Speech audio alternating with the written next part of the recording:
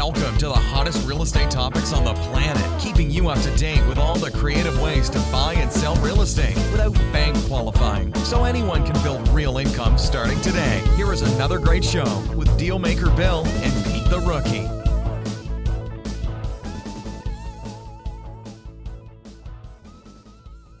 Here we are at another episode of Flipping Houses for Rookies. Yay! Good morning, Peter. Morning, Bill. Good morning, everybody. Here we go. Podcast episode number 423. 423. Wow. Here is the title of today's podcast. For any rookie not doing creative real estate deals in today's economy. Here is the description. Are you tired of all study, no deals, and no profits? Are you ready to transform your real estate game and seize opportunities others are blind to? In today's economy, the biggest hurdle isn't finding buyers. It is having the right inventory. In this episode, we are going to flip your thinking so you have a brand new strategy that anyone can actually dominate a market while using it. Imagine having a treasure trove of properties that you can do deals with and never need a dime up front, which means it will change your status from starving in real estate to thriving and setting yourself apart from any competition. So if you want a steady stream of deals at your fingertips while others are still searching, this is your episode.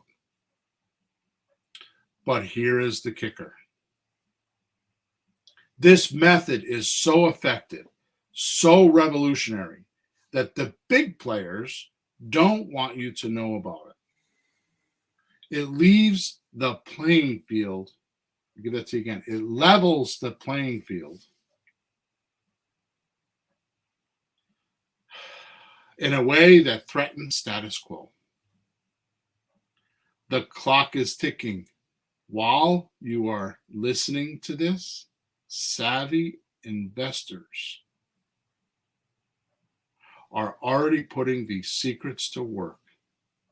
Don't let another day go by with you feeling stuck.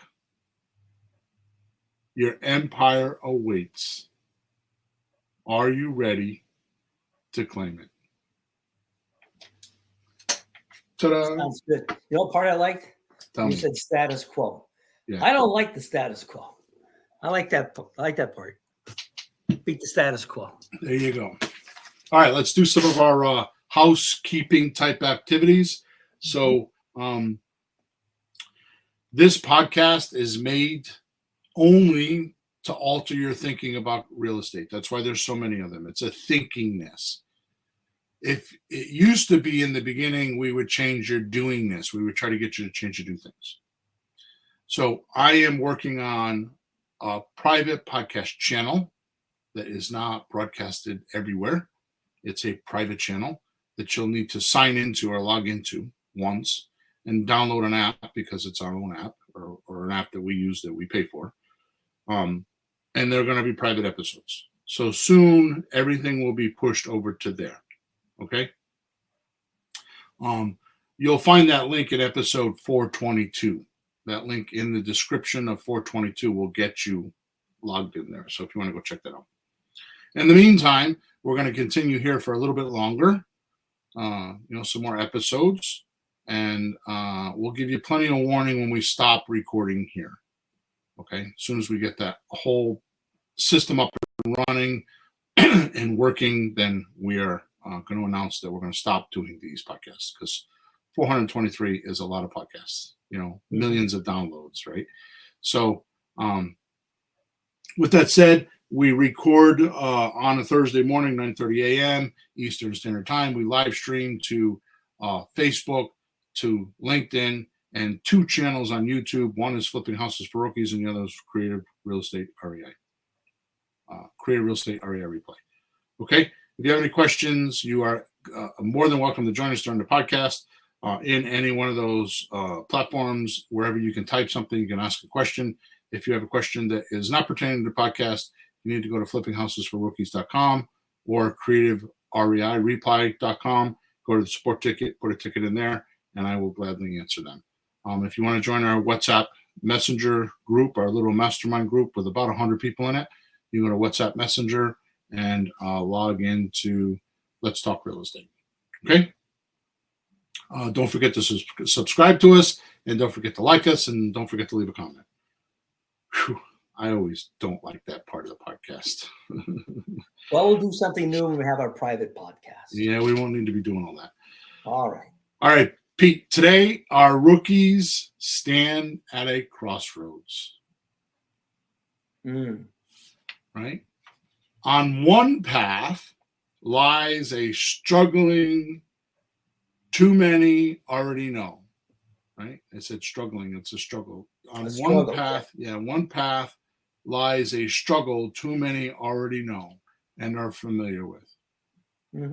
The endless search, the frustration, the feeling of always being one step behind and not making deals.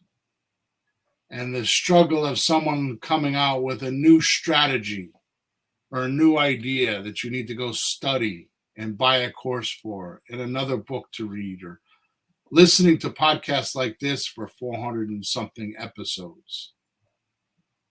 It's a lot of work.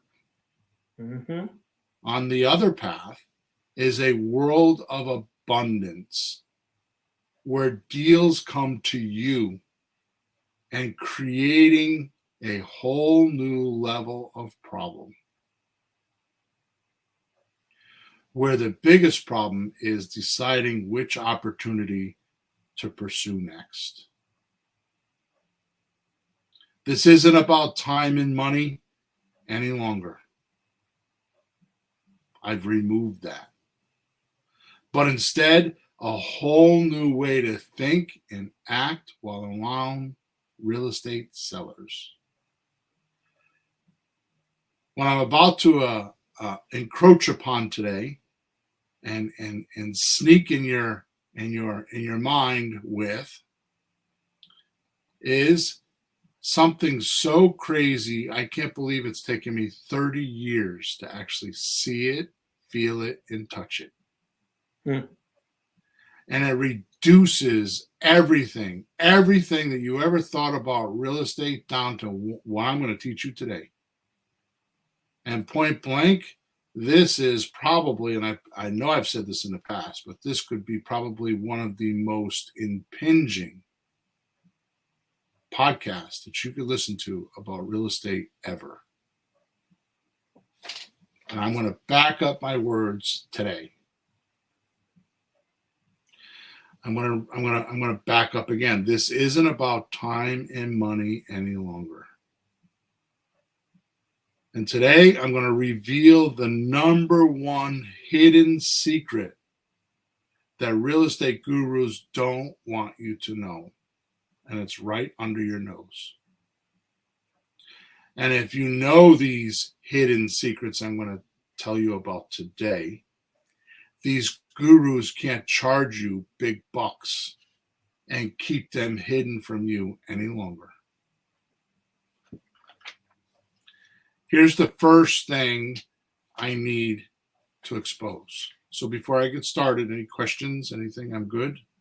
No, you're good. I'm all right? I know where you're headed, of course, because we talk.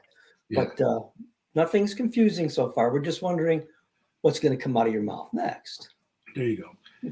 Here's the first thing I need to expose. And the word expose is intentionally used there. What does that mean, Peter? Expose. Well, it implies that something's being hidden if you have to expose it. It actually means put out. X means out. Pose means to put. You're pulling it out. like it's been covered up, secret, held on to. Great job. Here we go. Mm-hmm. Buyers pay you and make you rich, not the sellers. Truth is, the reason 99% of all real estate people fail is they have no inventory to show buyers. Mm. Jeez. I'm sorry. That's just funny, really. Okay. You know, but it's true. You know, if you want to sell something, you either have a service that you can deliver, you either make a product, like you just go cut down trees and sell the wood, or you buy a product to resell the product. I don't know what else there is. That's right. And even your service is inventory because it's your labor. Yeah. Like so you have a plumber, Yeah. right? Yeah. He works all by himself. How many hours a week can he? What is his inventory? 40 hours a week? Yeah. If he bills by the hour, we'll say $100 an hour. He bills by the hour. Yeah, maybe he's a maniac and he works 70 hours a week. So the most he could make is 70 times $100. Mm-hmm. That's his inventory. Yeah. Like you do music lessons. Your inventory is 30 minutes a day in your intellectual property, which is your knowledge on how to do that. Yep. That's your inventory. Yep. Right? But when we're talking about products like an object, you have to build something, you know, buy wood and build something and sell it or whatever you do, or you have to buy something already. So we have to go buy the house to then sell it. We make the money when we sell it, but we have to get a hold of one. Until today. That's not true what you just said.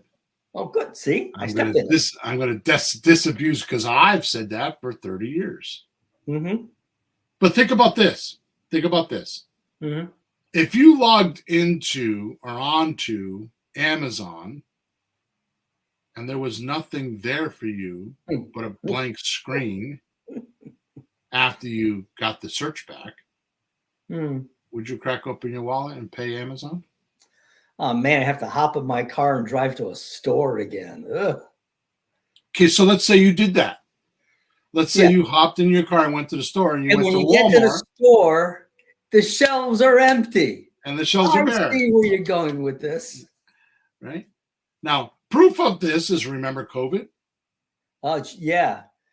Yeah, when I had to find an outlet supplier for buildings to find toilet paper in some random supplier. Like, I found toilet paper, and you don't want to tell anybody because you want to hoard it. Oh, and you cracked open your wallet and paid $85 for a roll of toilet paper, remember? Well, I got a whole pack, but it was still $80. No, yeah, it was more expensive. It was a lot of money, right? Yeah, it's crazy. But, you know, what are you going to do? Right. Exactly. What are you going to do? Yeah. Right? Without inventory, you have no business. You have no real estate business without inventory. You actually have a hobby. Yeah. It's actually a hobby. And by inventory, I mean a quantity of goods or products that are ready to sell. Yep. In our case, it's real estate. It's a property. It's a house. Mm-hmm. Right? Yep. I mean, there are other real estates too. I mean, there's multifamily houses, commercials, and all that. But we do residential houses, right? Condos. For us, condos would be okay. So wait a minute. I want to make sure this is clear. Yes. Where does all the money from the deal come from? Well, you say it's the buyer. Somebody's going to show up and say, "I want it." Don't say I said. I'm asking you with your own experience to tell me. Yeah. Don't go by what I'm telling you. Don't listen to me right now. Don't let me influence you. All right, buddy. Ignore Bill. Ignore Bill. If anybody's ever made money in real estate, where has a check come from? Huh? Right. So where does the money for the deal come from? Yeah. Well, it has to be the buyer. Right? Yeah. So once the buyer supplies the money, then who gets paid? Everyone. Yeah.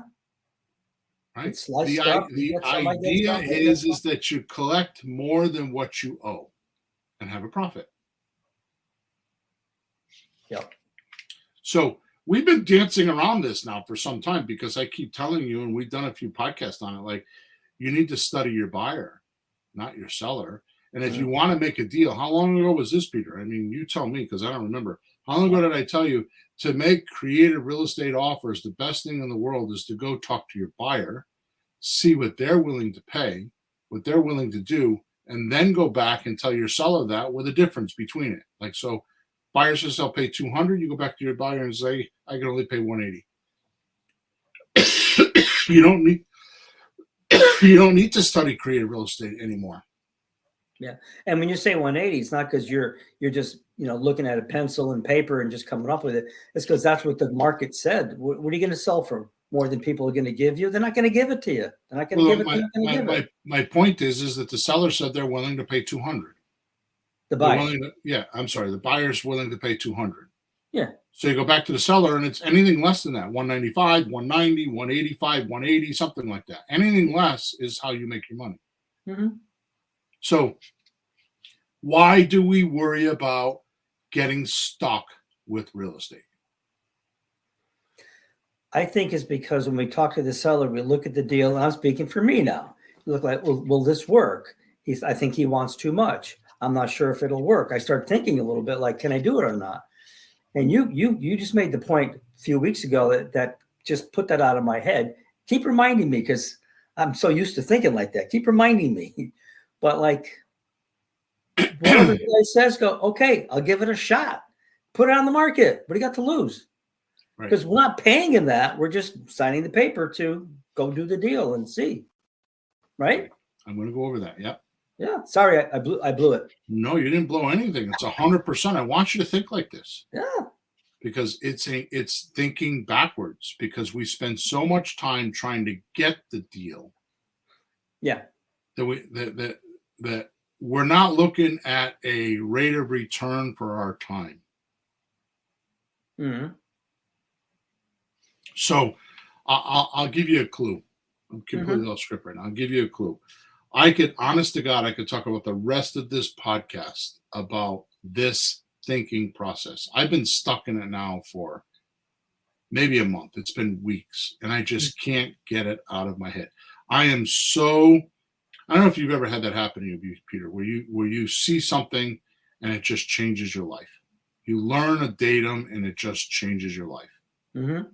Right? You learn something that just is so truth. The truth is so strong that it just takes you over. It takes over your thinking. It takes over all of it.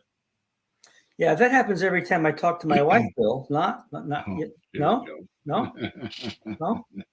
Your sarcasm is not well right now. That's all I got. So here's what started all this.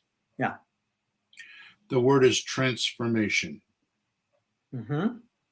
So I'm like revamping or have decided I want to revamp my coaching group, which means I'm going to be charging more money, not because it makes me more money, because I want to include everything under the sun in it. Like my whole CRM, giving you leads every day, funding, all kinds of things. I want to include everything. So there is absolutely no barrier to doing a deal. Yeah. Other than you just don't go to work. And I'm trying to revamp it so that the transformation, which now when you start with coaching could be this month or it could be 10 months from now. It's unpredictable based on some variables. Mm-hmm. So what I'm looking at is, okay, so if I charge you all this money, which is a lot, how long before you feel like you got your money's worth? When does a transformation happen? Right? Now think about it. Our entire lives are about transformation. You're here and want to be there. There's a transformation. Mm-hmm. You're young and you want to be old, or you're old and want to be young, however you want to do it. There's a transformation. Right? You're looking to change something of an outcome. So that's how all this started. Yeah. Was me thinking about transformations and how do I get rookies to literally, because I want to do a challenge, literally in 30 days, within 30 days, do a deal and get a check for $3, $5, $10, $20,000 or more. How do I do that? Right? What was his name? Oh my goodness, I just went blank. Oh my goodness. Which guy? The guy that was the first no money guy down. Robert Allen. Oh, Robert Allen. Thank you. That's because I got the book over there in the bookcase still. Yeah, there you go. Robert Allen would fly to a city, find a bum on the street, and within a certain amount of time, have him buy a property. So I've been kind of thinking, how can I do that? Yeah. Right. And that's not as easy as you would think. But this transformation is where this all came from. Anyways, that's the background. Yeah. All right. If you don't have a house, back to the podcast, if you do not have a house or houses to show the person that's going to pay you, here's what's going to happen. If you don't have a house, if you don't have inventory, you ready? Sure. Well, first of all, you won't be contacted and asked how much to be paid. People won't call you up and say, well, I'll pay you this much instead of that much. Yeah. There is no negotiation on how much money you're going to make. There's just no communication at all because you have no inventory. Hey, you know what's funny? How long have you talked about making offers to sellers to keep the debt away? Yeah. But what you're talking about now is getting offers given to us from the buyers as the real target is getting offers. An offer a day keeps the debt away. So now what you're saying is instead of giving the offer, we're getting it. Getting offers. Yeah. That's good, Pete. So if you have no inventory, that's not going to happen. 2, no one, absolutely no one, or very few, like the people in your family that listen to you talk about it all the time, or your friends, will know that you are even in business. They won't be able to tell their family and friends so you can expand. You are invisible. And if you think I'm stringing through a bunch of crap to you right now, walk out your front door, take a left, take a right, and walk a block or two until you can find someone, a person. And then say to them, hey, is there someone around here that buys houses? Can you tell me someone that can give me an offer on my house? I need an offer this afternoon. Do you know someone I can call? And see how they respond. You are in non-existence. You do not exist if you don't have inventory. Number 3, there are absolutely, positively, definitely, for sure, no opportunities for you to collect a chunk of dough this week, this month, this year, if you have no inventory. How are you going to collect dough if you don't have inventory? If you're not showing houses to buyers, the ones that are going to pay you, how are you going to get money? Number 4, you will never build a buyer's list. Never build a buyer's list. And have the ability to tell your seller the amount of potential buyers you have waiting and how it would help that seller if they go with you on this deal. Right? Sure. True. So, I could go on a rant right now, but I'm not going to. The craziest thing in the world to me, it is like so befuddling to me that I think the only way I could figure it out is to ingest a serious amount of drugs and hallucinate. Yeah, but you don't need that. I don't even drink. I get that. Yeah. But this is what I'm telling you. This is why it's so crazy to me. Wow. The realtor system is 75 years old. Licensed. It's more older than that, but it's been a national, what is it, NAR, National Association of Realtors. Yeah. They went online in 1993 or 94 with their MLS system. Yeah. Never once have I met a realtor that actually saves the contact information for their potential buyers. They do not save or do not gather a buyer's list. I mean, if I was a realtor, I would crush it just with that alone, because at the end of 6 months, I'd have hundreds of names of buyers. So when somebody listed with me, I just would blast my email list or my SMS, my texting, and say, hey, I got a new house, come check it out. That's the lifeblood of most businesses. With my little business, my side hustle, I have like boxes of my old customers. I keep all that. Who wouldn't keep that? You can't go anywhere nowadays with somebody saying, oh, subscribe to my email if you want to get the blah, blah. So they have your information. And they have people throwing their names at them every day, and they don't keep them? Right. Yipes. So the best thing in the world to tell a seller is, I just sold a house and I have leftover buyers. If you have no inventory, you can't do that. Yeah. 5, and this is like, listen to this one. Mm-hmm. You will absolutely, totally have to have some sort of other income to support your real estate career or hobby, because you have no money without inventory. Mm-hmm. So you have to have another source of income, another source of making money, so you could feed this life-sucking, energy-sucking, money-sucking business. And you wonder why the people around you are laughing at you, and your spouses or other halves or significant other halves are complaining about the money you spend and the amount of time you study it, because you're studying the wrong end. You have no inventory. Number 6, and most importantly, the last one, my last argument about this, not having inventory today. Mm-hmm.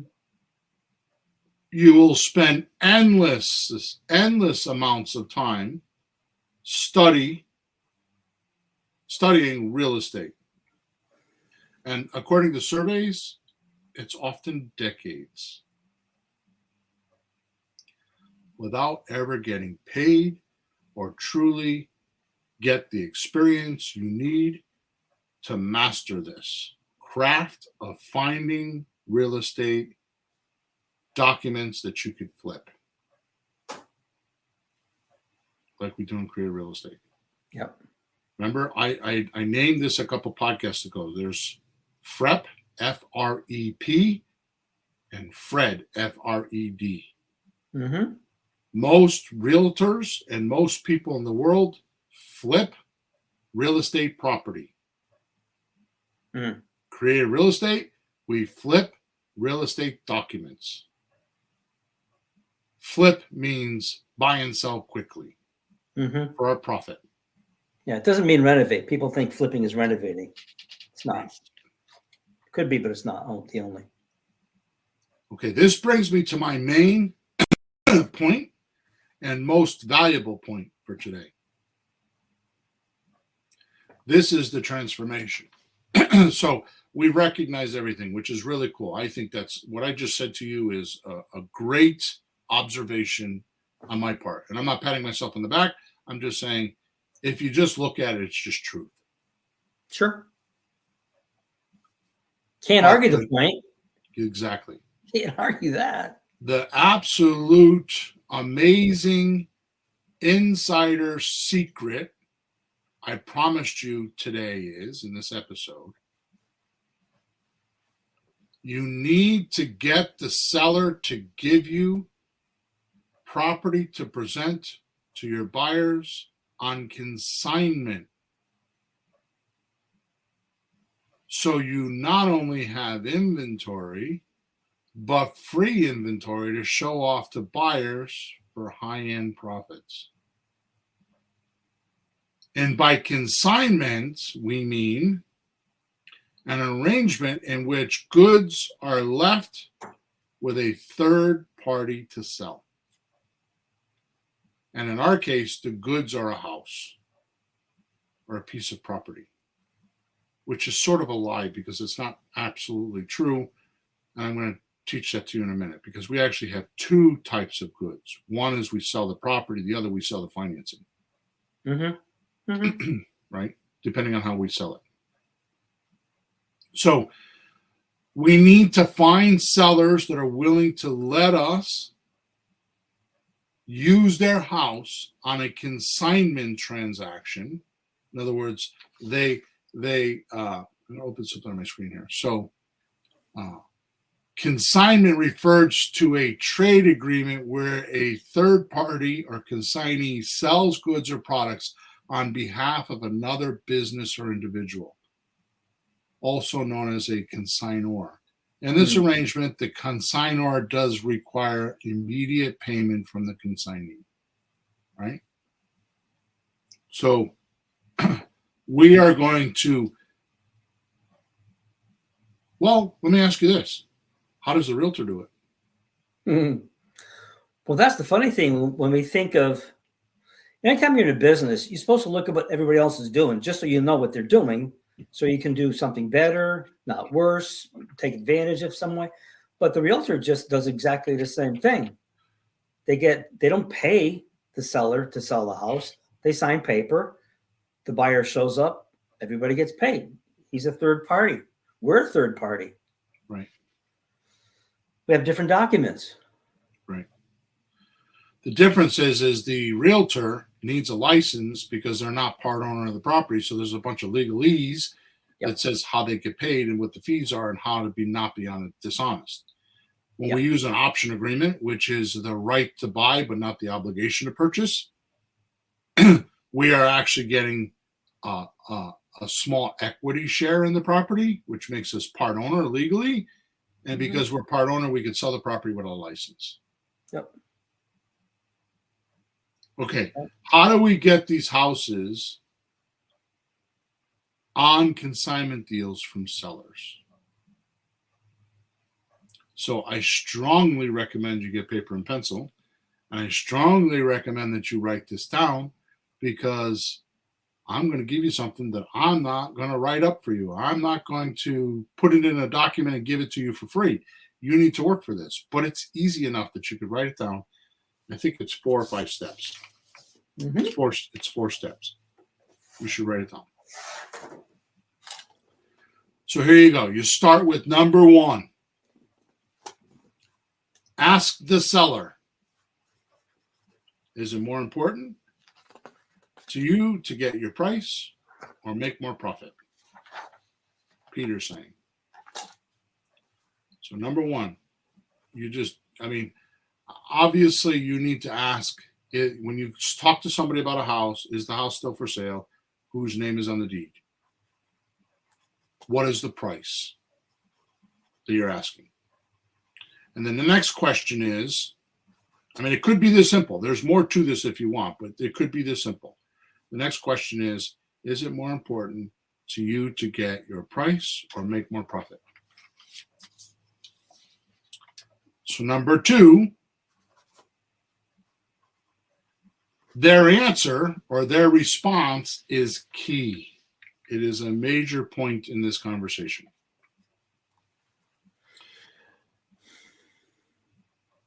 A, if they say price, if their response is price, so the question, remember the question is, ask the seller, is it more important to get your price or make more profit? And their answer is price. It tells you the seller's core and hidden intention is greed. They want the cash from the property and they don't want to wait for it. They have some idea or some plan or some pressure on them that's usually outside of the house transaction, that they need money and they're going back to their savings account known as the equity. Now, the foolish thing used to be, which it is no longer, it's changed in today's economy, is these folks could refinance and get the money out and then keep the house and have both things. Like they could have the asset of the house, which has tremendous tax benefits and income potential, and get the cash out.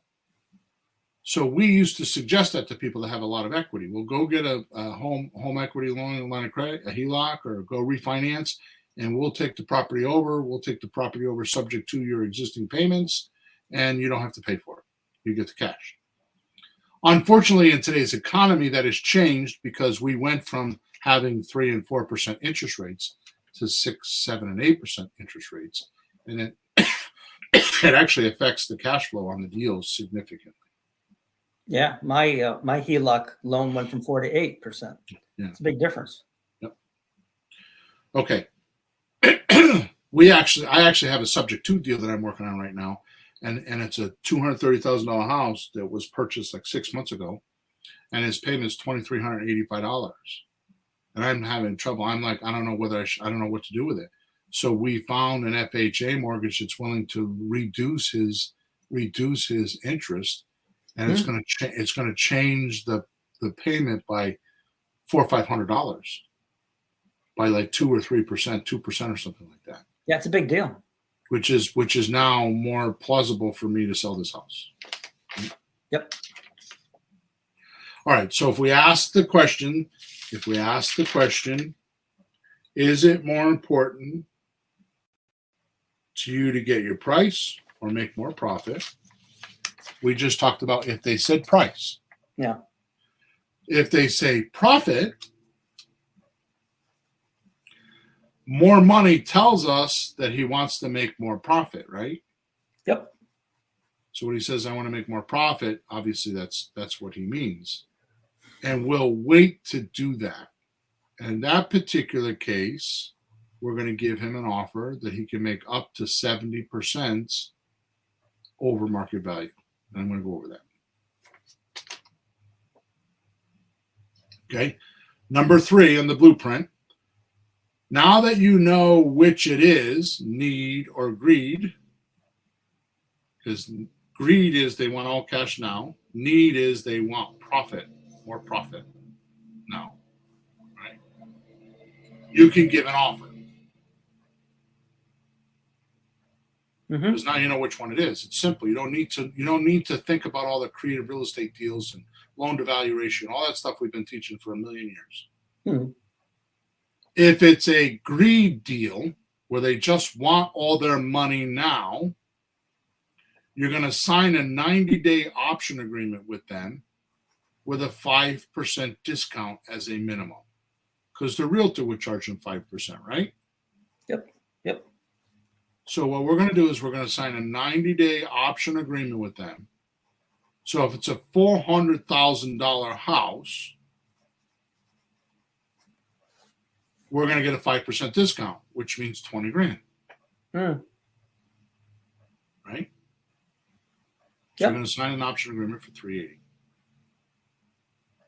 Like I said, this is very similar to what a realtor is going to do because honestly, if a realtor sold it for $400,000, they're only going to net. Well, they're going to net a lot less, but at 5%, they're going to net $380,000. So you're giving them a full asking offer. You're not negotiating the price at all. Well, that's actually more if you really did the closing cost thing, because even Zillow says 10, 11%.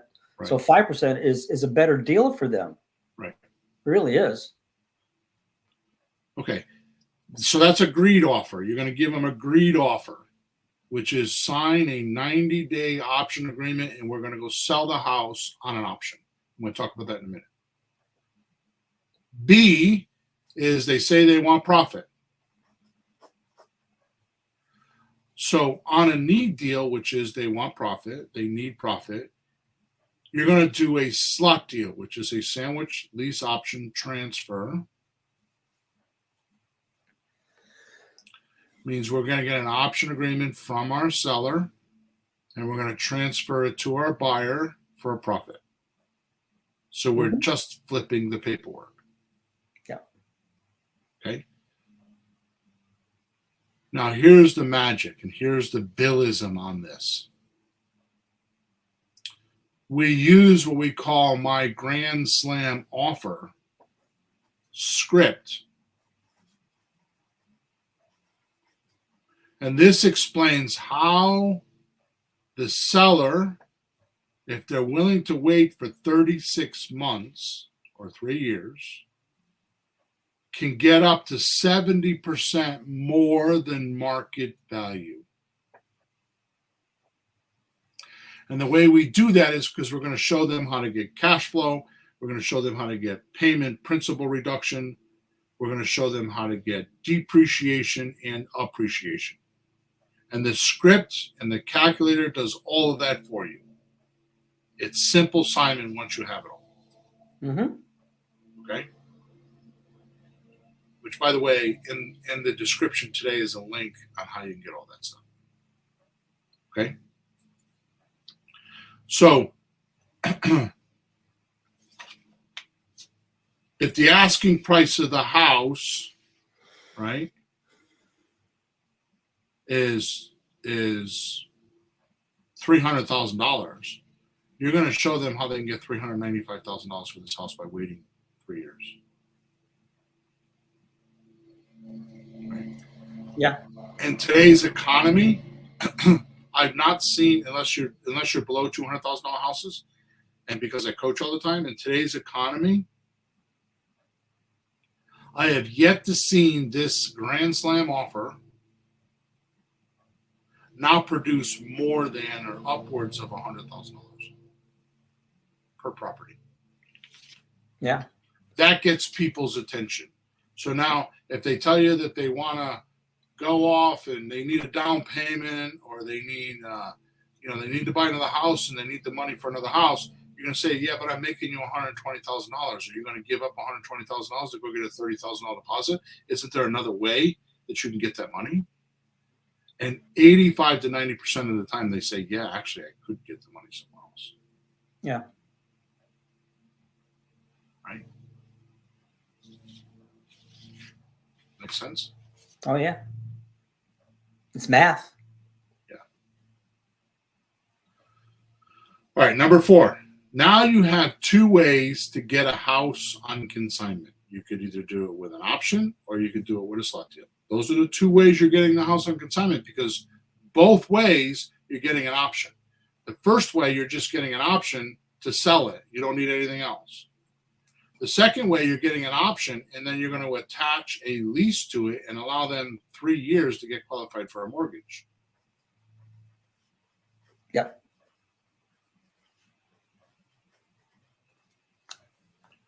So you're just using a plain old option to sell, or terms with a lease for 36 months with an option to sell. Mm-hmm. Right? Here's the trick. You sell it the way you got it under consignment. So you sell it the way you bought it, or the way you got the paperwork. So if you got an option agreement for 90 days for all cash, right? And the seller gave you a 5% discount, you sell it for all cash.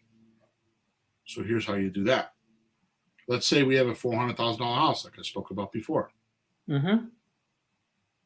And they give you a 5% discount. You're going to write an option agreement for $380,000. Sure. Agreed? Sure. Which, according to your point, which I agree with, is more money than they would get with a realtor. Because I'm going to cover this at the end, but people ask me all the time, what's the difference between us and a realtor? Exactly. And I'm going to explain that before we hang up today. So you got this house under option for $380,000, right? And you decide that you're going to want to make $5,000, which the first couple deals you should not be greedy and try to make all the money. And I'm going to tell you the reason why here in a minute. You decide you want to make $5,000. So you're going to list this property on places like Zillow and Facebook and avail.co, and you're going to start getting people interested in this property because you're going to list this property for $385,000, where all the other properties in the neighborhood are being sold for $400,000. So you're $15,000 lighter than everyone else. So we'll create a frenzy because you're the cheapest property on the market in the neighborhood. Yep. And you're going to get people that are going to want this property because it's cheaper. The only difference is the way we're selling it. Right? Mm-hmm. So let me ask you this question. Let's do some math. You do the math. I'll ask the questions. Okay. So if the realtor sells it for 5%, how much do they get for a commission? 20. 20,000. Okay. So let's say there's a co-broke deal, meaning that there's a buyer there's a realtor that signs a listing agreement with the seller. And then a different realtor finds the buyer. What do they do with the commission? Well, that's a good question because things are shifting around right now. Yes. But it could be 2.5. It could be 5% paid by the seller, or 2.5 paid by the buyer, 2.5 paid by the seller. Isn't that what's happening lately? But the point doesn't matter where the money's coming from. That's what's changed. Each realtor is getting 2.5%, whether it's paid by the seller or paid by the buyer. Yeah, whoever. Right? It doesn't matter. They're still getting 2.5%. Yeah. Okay. Yeah. So 2.5% on $20,000 is how much money? 10 grand. Well, yeah, it's half of that. Okay. So the realtor made $20,000. The seller realtor gets 10 grand. And then the buyer realtor gets 10 grand. Now, when I say realtor, what do I mean? I mean the agency that sold it, because what happens is in that realtor system, there's a broker and an agent. The broker holds the license, the agent does the work. So what do they do with that commission? They split it. Yeah. Is it 50-50 or whatever? I mean, there's all kinds of splits out there, but for a very long time it was 50-50. So that means the agent got 5,000 and the broker got 5,000. Right. So how is this any different than what they do? Because we're charging $5,000. Well, one of the differences, somebody could come along and want it for $390 or $395. We would get to keep that too. That's right. Yeah, you could have a bidding war. It could go up. In today's market, that would happen, and it's still less than the 400,000 altogether, and we're not robbing the guy who's selling the house because he's still getting his 380. We just happen to keep a little bit more of it because we're probably doing more of the work. We're doing a little bit of everything, aren't we? Right. We're doing the whole work. We're doing the whole job to earn it. So does that make sense? So if you're selling it as a cash deal, that's how you would do it, right? So here's the thing. This will get you attention. So you're not listing it as 400,000 like everybody else, and it just blends in with everybody else and nobody sees it. When you put it on the market for 385 and everyone else is selling for 400, this gets attention. Yeah. Now pay attention to this because this is one of those jewels that I just spit out that kind of gets blended in with the whole podcast. It's worth writing down. How do you get attention? Attention. The way you get attention is to impinge or have an impact. So when you have an impact or you impinge, you get attention. Like copywriting, the headline impacts you. Like, what does that mean? So the only way you're going to get attention to sell a house for all cash is you need to have an impact, or you need to impinge and kind of like somebody's walking down the street on Broadway in Manhattan, and they're just smoking a cigarette, talking to their friend, whatever, right? How does a storefront stop them in their tracks, get them to turn and look at their window and come into the store? They got to have something special. They have to have some sort of an impact, or they need to impinge on that person's conversation they're already having in their head. Right? Yeah. So if you have an impact or an effect on the property, because everyone else is trying to sell for $400,000, you'll get attention.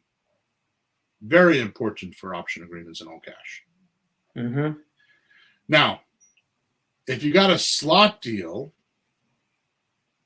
for a minimum of 36 months, in other words, you got an option that is good for 36 months because the seller wants to get paid off in 36 months, you're no longer selling the house. The impact or the effect or the impingement that you're going to create is because you've crossed over the threshold and are now selling the financing to the property. You're not selling the property anymore. See, the first one is flipping real estate property. Yes. Now we're going to flip real estate documents. So we're using both of them in our consignment deals. So the way I'm looking at it is when we're selling or flipping the property, the benefit is the discount on the property, which is good. Right. And the second one, the benefit is the opportunity to get the house once you can get your mortgage, but meanwhile have a place that's going to be yours that you can live in. You know, the lease with the option. So to shorten it up. So the first opportunity is you're getting on an option deal, you're getting a discount. Yep. The second benefit is you're buying a house with no bank qualifying. Mm-hmm. And you're going to be able to live in it for 3 years to get qualified for bank qualifying. Yep. Right. And because of this, we give our seller a full asking price as long as it's, within market value. Obviously, you can't give them $350,000 or $380,000 for a $300,000 house. You could do that, which, by the way, you could do that. It just means you can't do it in 3 years. You got to do 10 or 15-year term, and then it's okay. Mm-hmm. Right? See, when we sell on the slot deal, we don't need a discount. We actually add 5% on top of the full paid asking price for our profit. Right?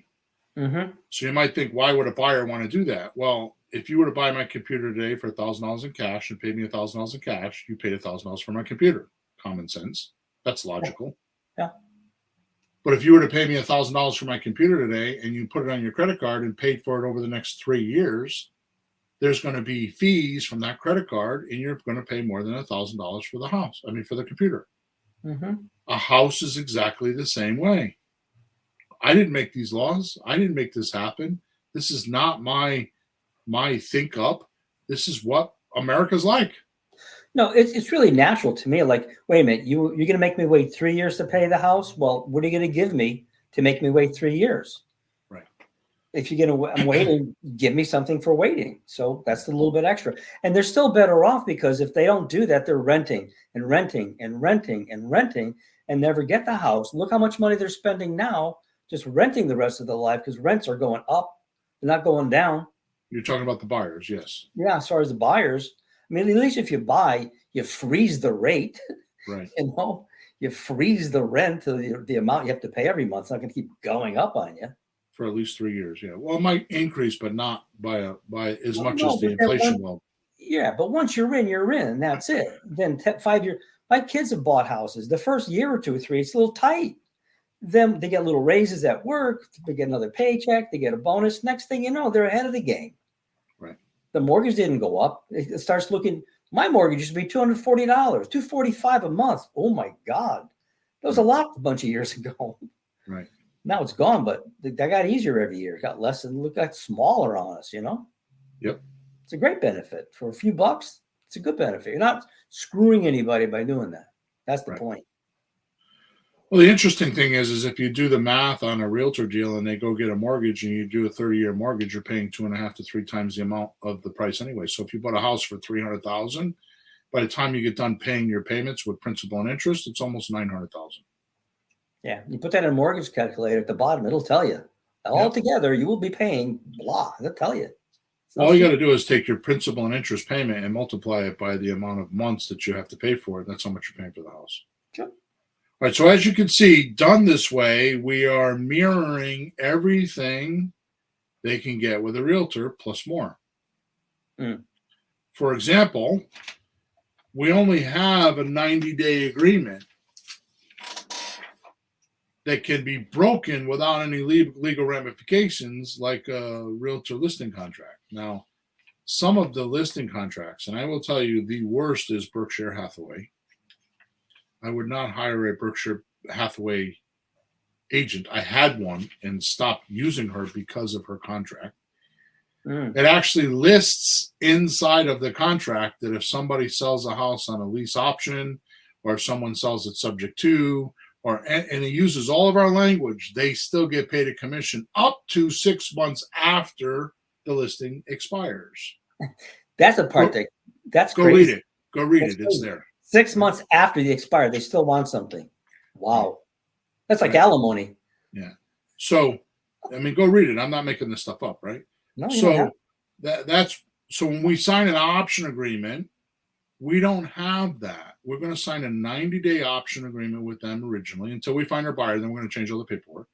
But the 90-day option agreement is going to say we have the right to purchase, but not the obligation, for up to 90 days for $380,000 in this case, for a $400,000 house. If the seller decides they found somebody else, or the realtor found a buyer, or for some reason they found another deal, all they need to do is send us something in writing, and we just shut off the marketing that we're not paying for anyways. Right? Yeah.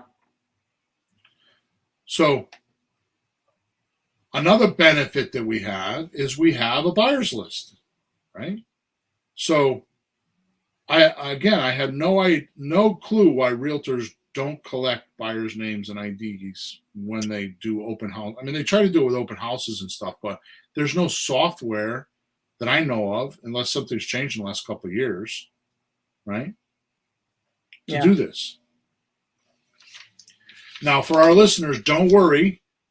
On your first deal, you're not going to have a buyer's list. But as soon as you get that first house on consignment and you start showing it off to the people that are going to pay you, the buyer, you're going to start gathering that information if you have the right software. And by the way, there's a link inside the description that has software that does all this for you.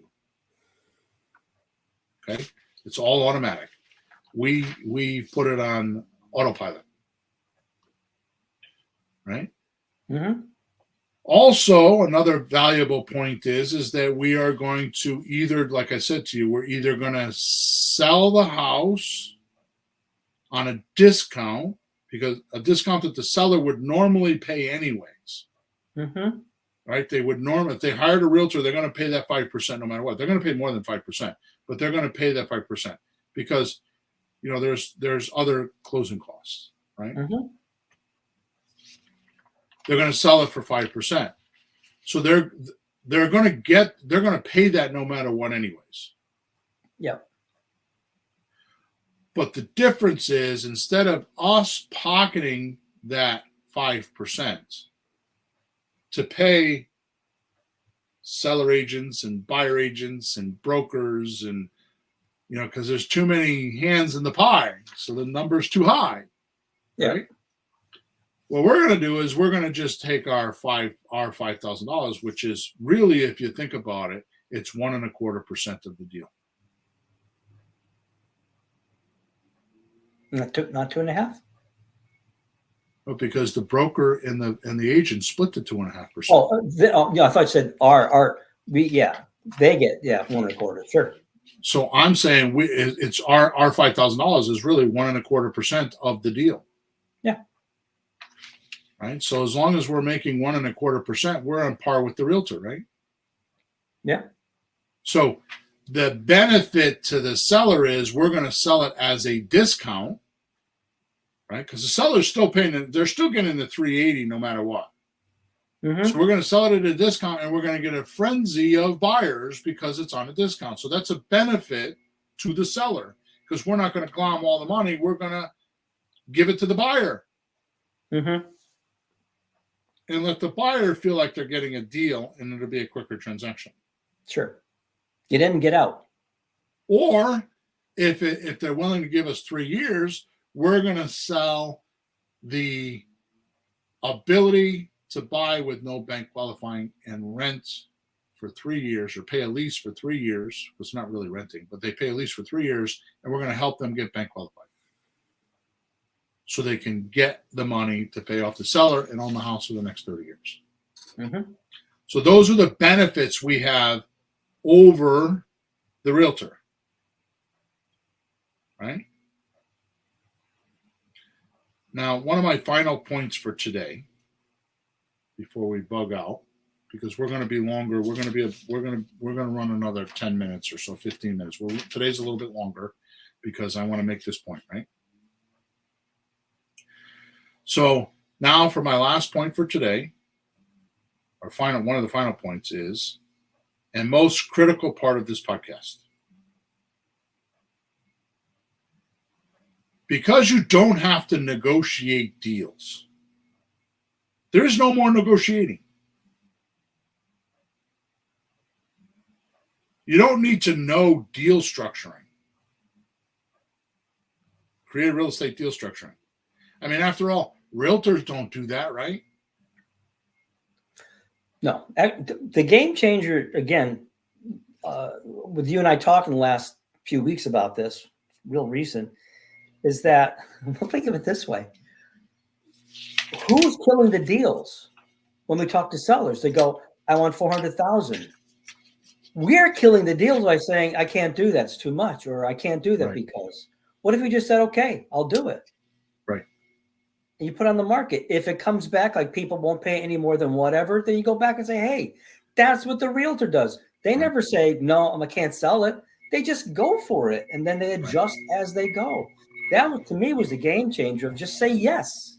Yep. You can always ask, like, what's your best price? You can ask whatever you want. Okay, I'll do that. I'll do that. Yes. Just say yes. So you're going to give the seller what they need and want. Yeah. Right?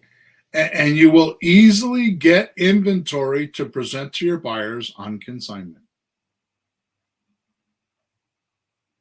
Right? So let's say you did 2 of these deals per week. Right? Whether it's an option deal and you're going to just sell for all cash, or it's a slot deal and you're going to sell for terms. But you get 2 a week. That would mean you would have 8 after 4 weeks or 30 days. Yeah.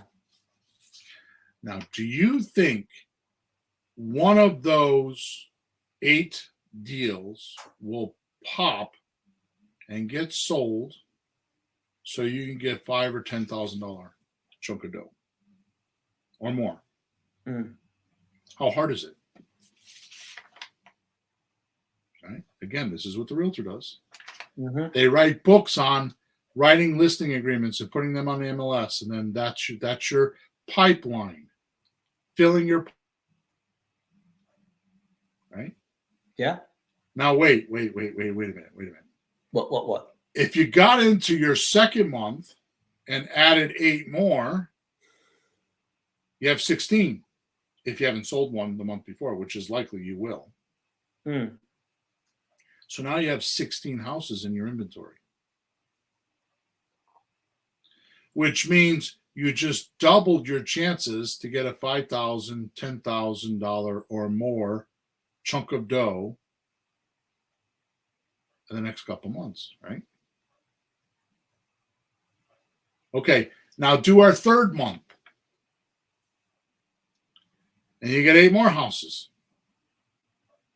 which means in 90 days you have 24 houses, presuming you haven't sold any, which is not going to happen, right?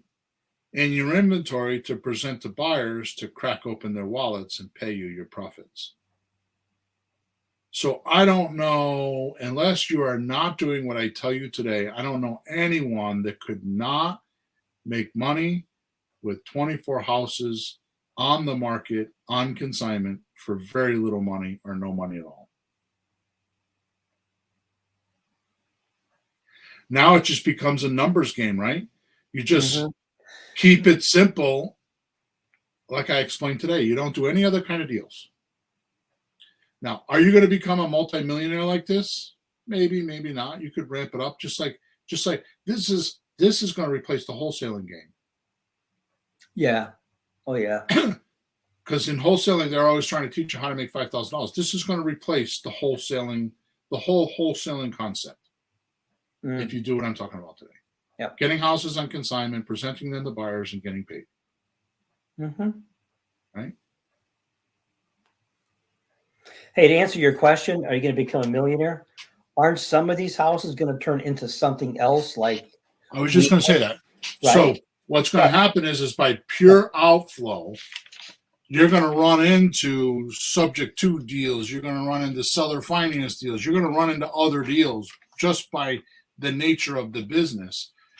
And the way to become a millionaire in real estate is money now, money monthly, money later. Yeah. So all this is meant to do is to get you some chunks of dough and get you going in the business and keep cash flow in your business. And then if you pluck out one deal a month or one deal every other month that's subject to and you keep it, or seller financing and you keep it, or a discount so low that you get a private lender to hold a note for 5 years for you. Right? I mean, I have a house that I'm refinancing right now. I think I've had it for 6 years. I did math on it the other day in a seminar for a webinar that I'm doing. And I think that house, I've had it for 6 years, and I think I've made, I don't know, almost $250,000 with it. And I still own it. Yeah, you did, Bill. You didn't sell it. Right. But keeping it, it's making you the money. All right. So it becomes a numbers game then, right? But let's talk to those people before we go that don't think that they could do 2 deals a month. Let's talk to those people that feel like in their head they're not qualified. They think, oh, I don't want to be a salesperson, which you're not going to be that, because you're just going to say to the person, I'll give you what you're asking. There is no negotiating. There is no sales. There is no anything other than give me your house on a consignment. Let me bring it to the market, and I'll give you anything you want. Just tell me what you want, as long as it's within certain parameters, right? But let's just say that you have that inferior complex in your head, and you are beating yourself up saying, I'm not talented enough to do that, or I'm not good enough, or I don't have the software, or there's something Bill's not telling me that I'm going to get stuck on, or whatever that thing is in your head, right? Let's say you were to get 2 houses per month instead of per week.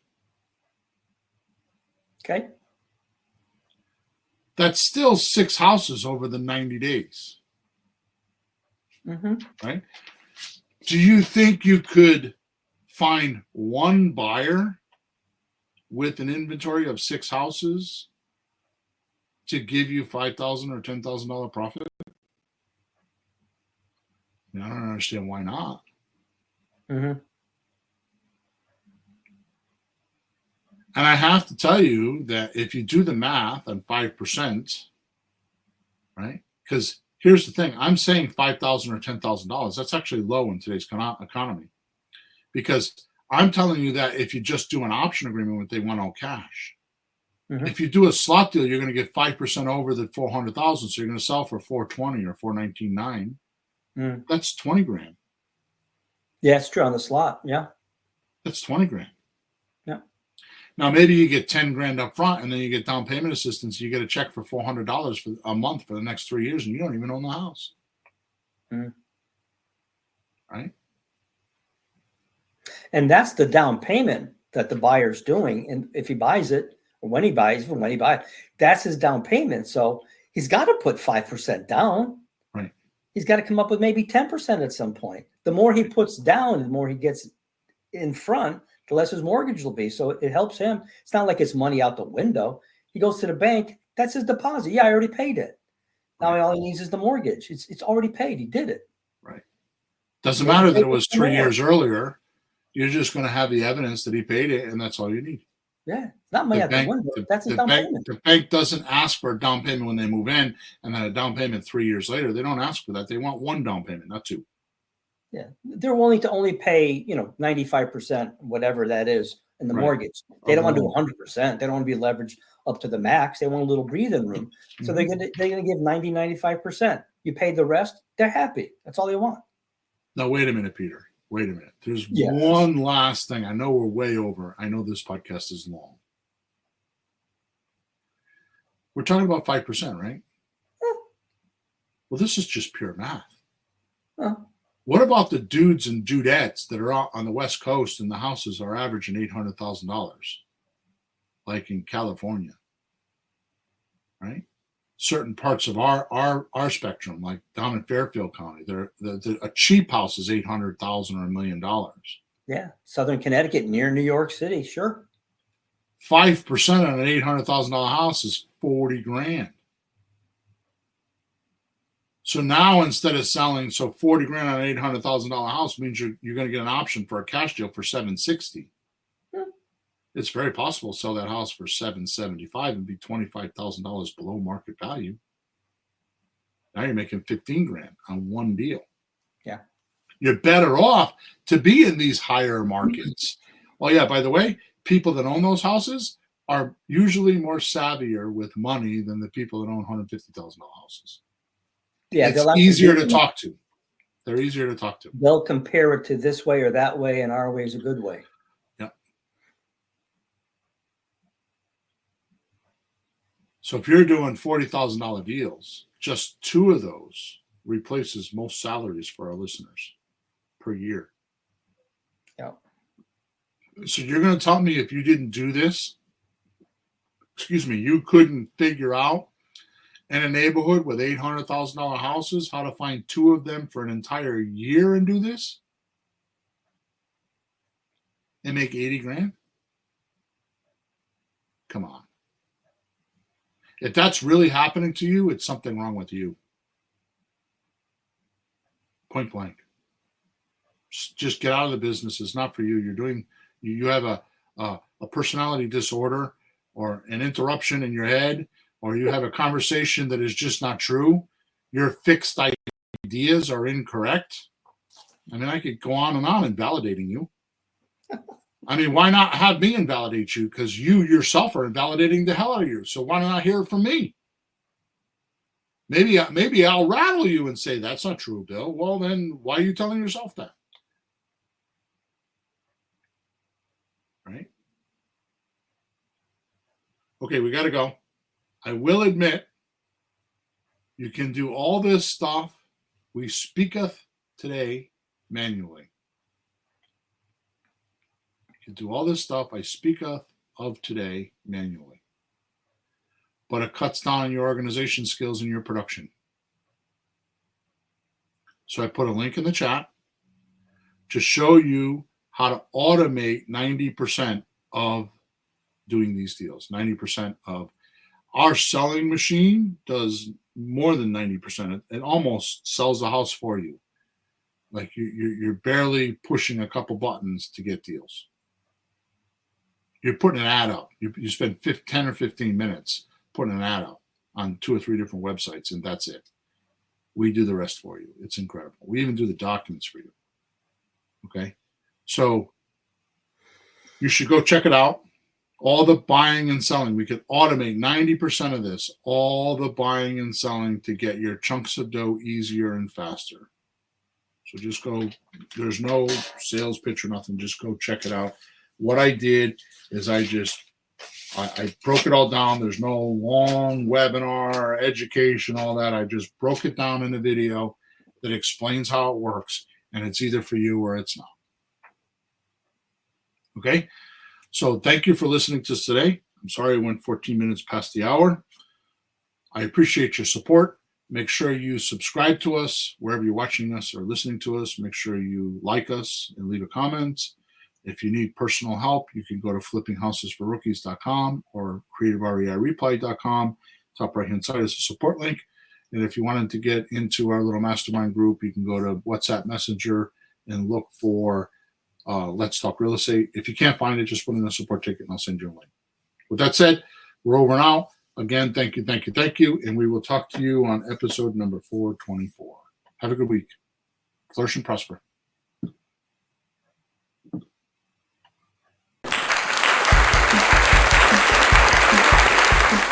Thanks for tuning in to the hottest real estate topics on the planet with Bill and Pete. If you want to continue learning how to buy and sell real estate without money or credit, head over to flippinghouses.club for some cutting-edge real estate wealth tools. Or contact us at info@flippinghouses.club.